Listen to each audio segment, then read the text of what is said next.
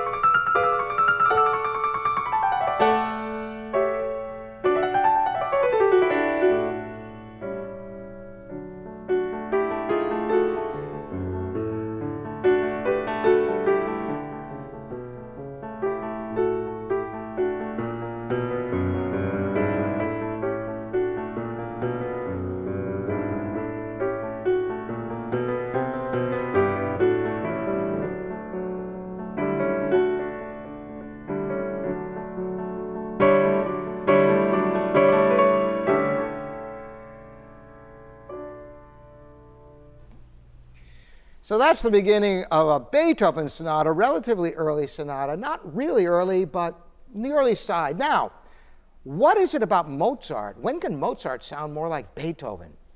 It's an interesting fact that Mozart composed very few pieces in the minor keys. However, almost all of them that are in the minor key are among his greatest works, which isn't to say that he didn't write great works in the major. Certainly the vast majority of his output was in major keys. But think of his 40th Symphony, for example, and other in G minor, and other minor works are really pretty spectacular and have a lot more fire and passion than you generally hear with the typical elegance that you think of with Mozart. I'm going to play for you the complete last movement of his C minor sonata K457, and listen to the surprises and the passion that he brings to this music in the minor key.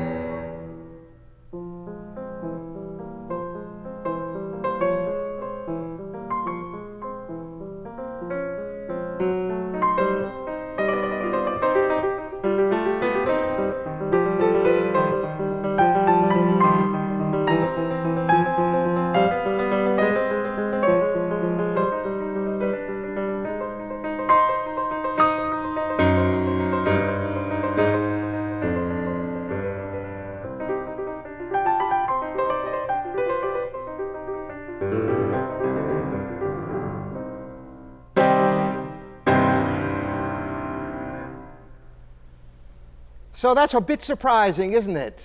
So that's an interesting fact about Mozart's writing.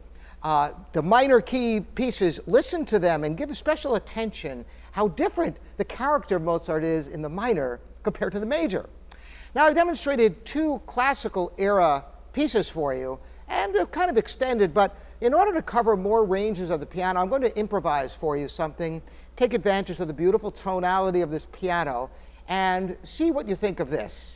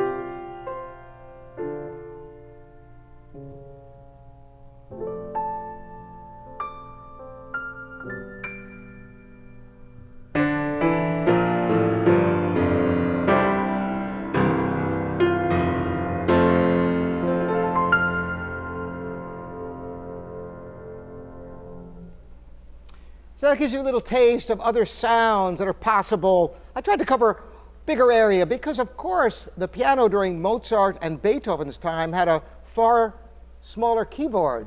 It was a little bit bigger during Beethoven's early period, and by the end of Beethoven's life, the piano had almost as many keys as it does today. I hope you've enjoyed this, and once again, this is a Steinway M in absolutely beautiful condition. A pleasure to play.